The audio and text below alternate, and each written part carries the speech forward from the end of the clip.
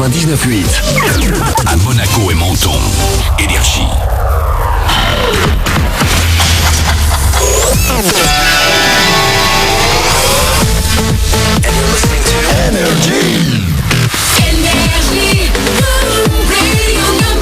Good morning everybody. Oui, je parle anglais aussi. C'est le 6-9 de l'été, on va se faire Julian Peretta et Soprano juste après l'actu. Il est 8h, bienvenue.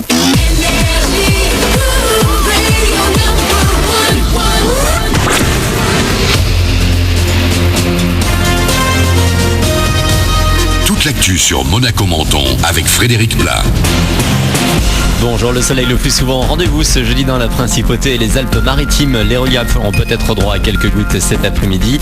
Le thermomètre va rester stable vers 30 degrés au max. Ce matin, pas mal de douceur. 21 degrés de relevé tout à l'heure à Menton.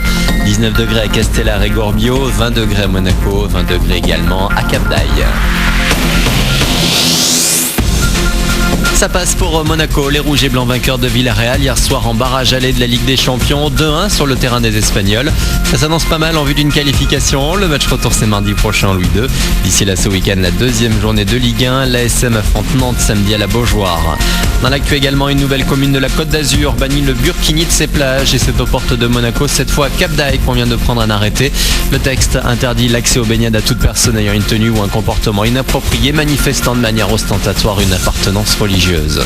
Un passeur niçois arrêté par la police italienne près de Breil. Ce migrant no border faisait monter un groupe de migrants dans sa camionnette lorsqu'il a été interpellé hier.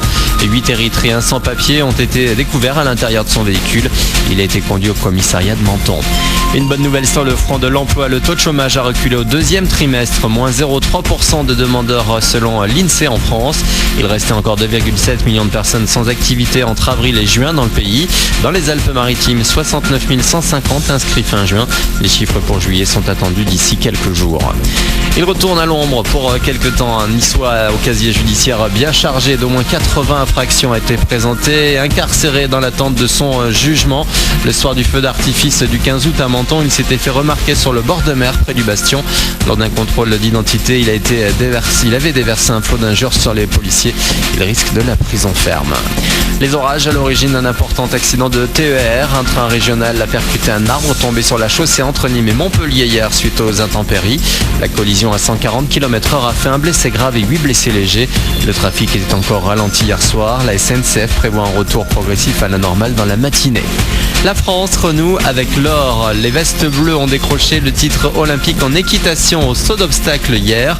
Autre discipline, autre médaille et autre métal, le bronze aux 3000 mètres steeple pour Mia-Eddine Mekissi, ce qui fait un total de 31 médailles pour les Français, dont 8 en or, 11 en argent et 12 en bronze.